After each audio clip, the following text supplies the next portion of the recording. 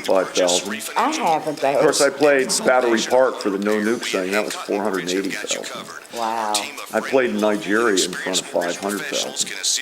I did Galat, Virginia, stomping 76 in 1976. That was 110,000.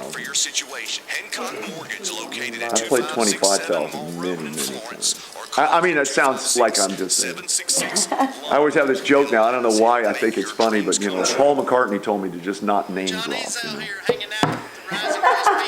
And,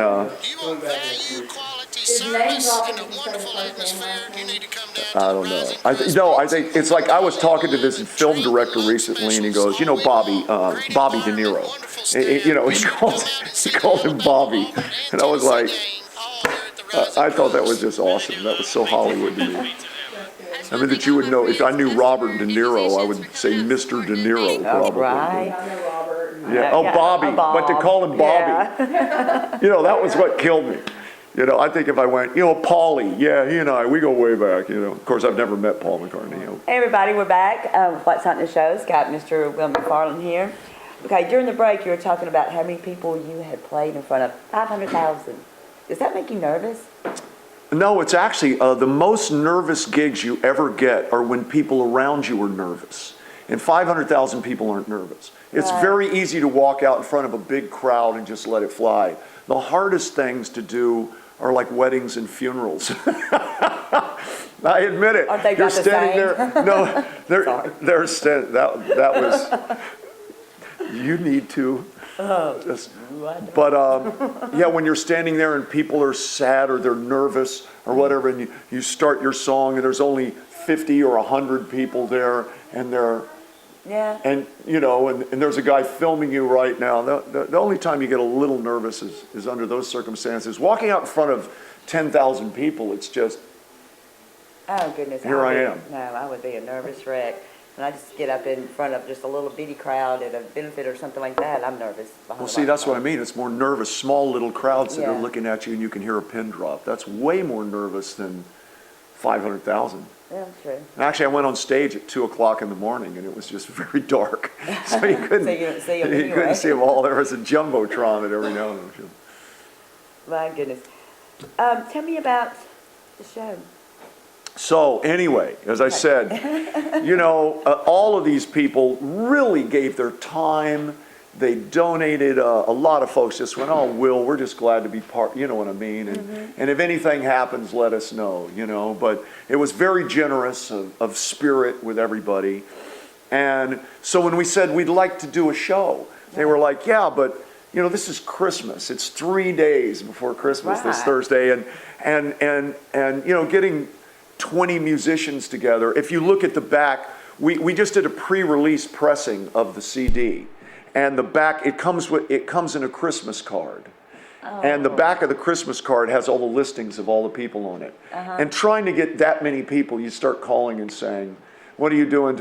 And of course there have been some complications, and Right. you know, I mean, David Hood just, you know, lost his sister-in-law recently, and they have different and so family plannings and things all go. And he said, I'd love to be there, but you know, and Spooner's out of town, and Charles was booked 6 months ago, but Charles very graciously wrote all the charts back out and sent them to the horn players who are going to be there, and Brad and Ken are going to be there, and it's going to be great, the Alabama Horns. And so everybody's still helping out, you know what I mean, but there are several folks that won't be able to be there. But Cindy and Marie are going to be there singing. Gary's going to be there singing. Jimmy Johnson's going to come out and play. I love Jim. Jimmy's been like LeBlanc.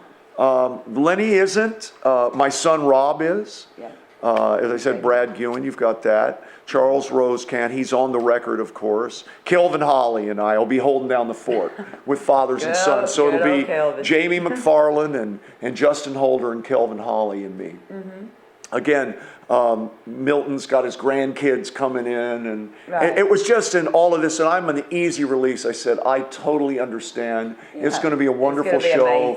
Whoever shows up. I mean, if the only thing we do is listen to Cindy sing Go Tell It All About, and everybody should be very happy, because she's a marvelous artist in her own right. And so we're gonna But we're going to have horns and pedal steel and background vocals and a couple of keyboards. Clayton Ivy's going to be there playing piano. Really? So I'm going to throw a couple of solos his way. I mean, there's sort of all of us in this strata of musicianship, and then there's like Clayton. Clayton's just a virtuosic. It's going to be amazing. I can't wait. So he's great.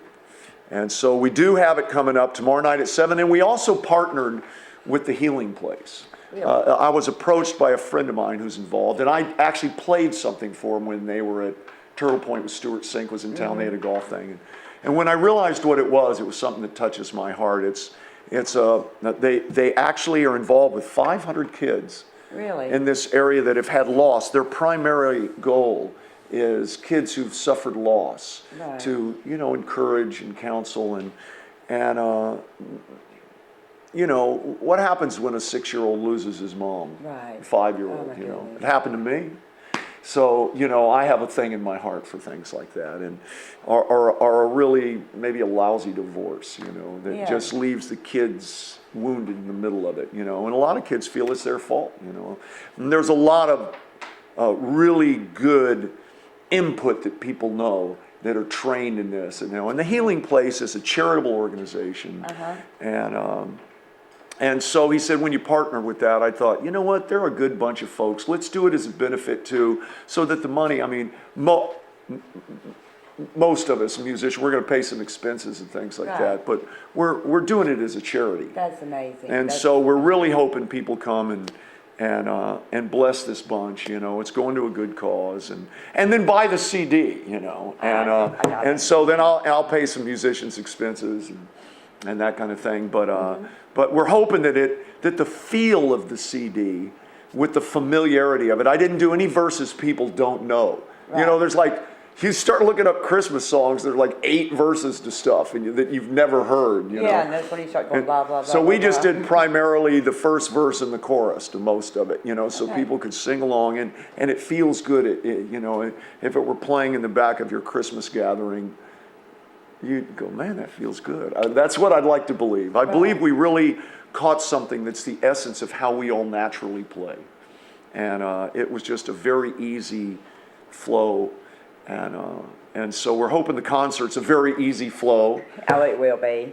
And they have all sorts of packages, VIP, that you get a CD with it, and then and backstage for a gathering and signing and yada yada yada. Yeah, and there's an after party. Where's the after party? Well, we're just going to do it backstage. There's another thing. It got so complicated that we're going to just put lights up and have food, and people are chipping in back there. Some of the local folks are, helping out, and it's just, as I say, it is like herding cats. I'm probably going to go sit in a hot tub for about an hour the next day. All of y'all together, just like that. I mean, that's got to be hard. Just getting some of you together for an hour or two is hard. And it is, but as I said, when the album was coming together, it was amazing how people would go. I just call them and go, hey, what are you doing next Wednesday? That's amazing. And they go, like John Paul White.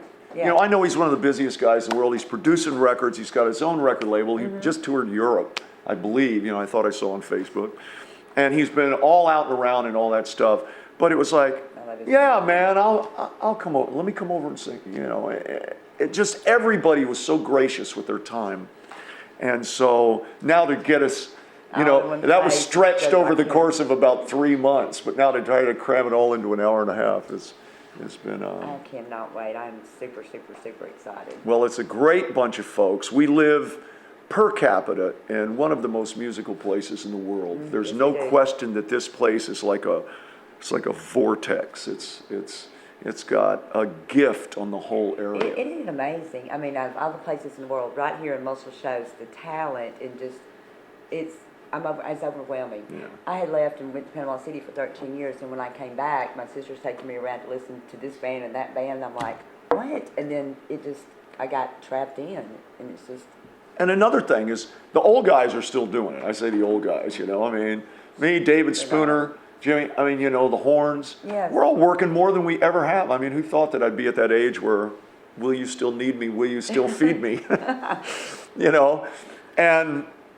And yet the next generation The ones in their 30s and 40s, some of them they're winning Grammys. I mean, like we're saying. I mean, Gary Nichols is a Grammy winner. Right. And John Paul. John Paul, and I mean, you know, Jason. I mean, all these people that associate Muscle Shoals with their musical heritage.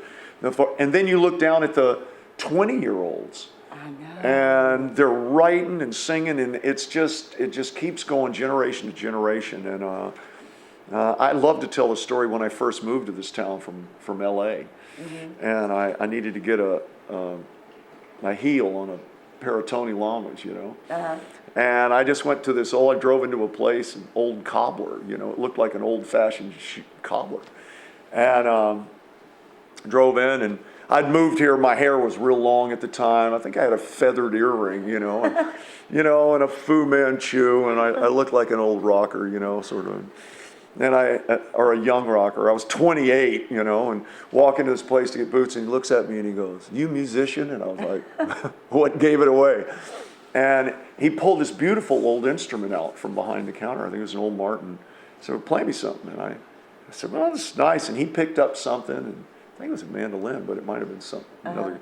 And we just started like sitting there, and he goes, "Do you know this?" I said, "Well, I'm not really a bluegrass guy, but I know some country." Oh, and then we go back and forth, and we play for about 25 minutes, just standing there in the cobbler. Awesome. And then my boots came back to the counter. And he goes, "Don't wear them for a day, you know.